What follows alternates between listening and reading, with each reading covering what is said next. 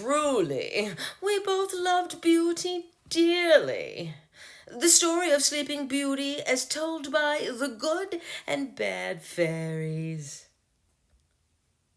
People around here call me the Bad Fairy, or BF. My real name is Edna, and I'm the one who cast that spell on Sleeping Beauty. But that's not the whole story, though. The story begins when Beauty was born, when BF used to mean something different.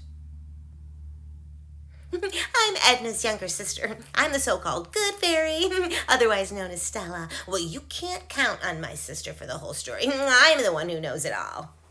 Pish-posh, Stella. I am more than 500 years old. I'm the one who knows it all. Now let me tell my story, please. I first met the king long ago. We became friends, and he named me his BF, which stood for Best Fairy back then. I bewitched his castle, and it still sparkles to this day. Yeah, Edna was once the king's BF, but over time, her mind got a little rusty. During the one lunar festival, Edna overdid it. She made the moon glow too brightly and nearly blinded everyone. I told her to stop. Moonlight, Edna said. Time to drop. She was supposed to say, time to stop. And the moon dropped fast. After that, Edna wasn't invited to anything. It was just too dangerous to have her around. One day, the king and the queen announced the biggest party ever, a feast for their new baby girl, the princess. All the fairies, except Edna, were invited. Each of us prepared a special gift. I worked on gracefulness because, a princess shouldn't be klutzy. I did not get invited to the feast. A mistake, surely. The king wouldn't forget his BF, would he? So I prepared my gift for the princess. Compassion. Every princess needs the ability to feel and understand the troubles of her people, right? On the day of the feast, the guard checked the list and I wasn't on it. I'd never felt so bad in all my life. I loved the princess dearly, and I was going to give her my gift, with or without an invitation. So I fired up my wings, and I flew in through a window. Stella was just about to give her gift of gracefulness.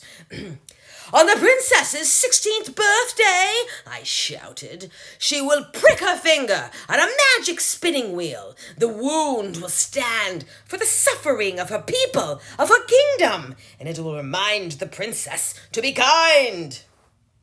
Edna's spell began well enough, but then she said, don't worry, dear princess, when you die, your tears will comfort lives.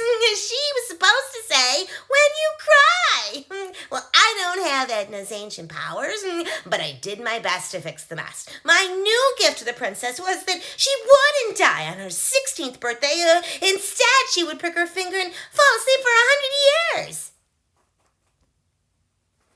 When I mixed up the spell, the king banned me from the castle. I didn't have a chance to fix my mistake, so I waited, and on the princess's 16th birthday, I dressed up as an old woman, and I snuck into the tower, and I spun the magic wheel myself. That way, the princess wouldn't have to do it, and we could avoid the whole sleeping for 100 years mess. I knew Edna was up to something, so I followed her. Her plan began okay, but the princess walked in. She'd seen the light in the tower. Go away! Edna yelled, but it was too late. The princess had already stumbled and pricked her finger. What a klutz! I did the only thing I could do. I put the entire castle to sleep. Vines grew and spread. They covered the walls, the tower where the princess slept. For years, everyone snoozed. Over time, word traveled of the lovely Sleeping Beauty. Fairies checked in on her, Well, many princes tried to climb the tower, but none had any luck. I felt dreadful, and I stayed far, far away. I didn't want to make things worse, but how much worse could they get?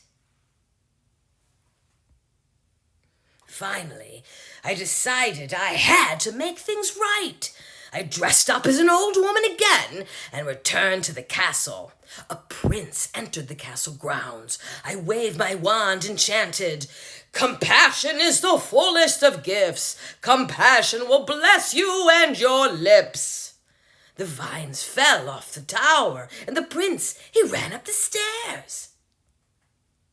Stella, who was spying on me again, flew up with me just in time to see the prince kiss the princess. And at that moment, the castle sparkled. Everyone woke. No one, except my sister, ever knew that I was the one that broke the spell. People still call me Bad Fairy, and that's okay. I was happy to hear that the prince and princess had a lovely wedding, and I'm already working on a gift for their new baby girl. See, I'm making booties.